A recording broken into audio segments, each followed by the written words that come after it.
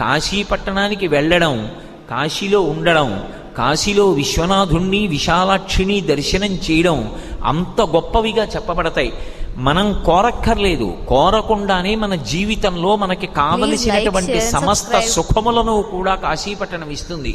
అందుకే భామ కళ్యాణముల కాటపట్టు కాశీ, అటువంటి కాశీలో మోక్షమునకు పుట్టినిల్లు కాశీ.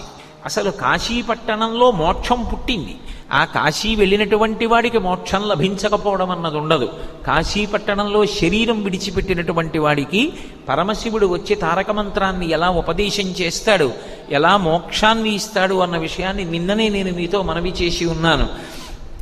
మహానుభావుడు పాలిండ్లు కదలంగ పసిడిపయ్యద వీచువ చలాధిపుని కూర్మి అడుబిడ్డ తుత్కారమొనరించి తొండంబు ముక్కున శిఖరారావంబు జిలుకుడుంఠి ప్రత్యక్షమై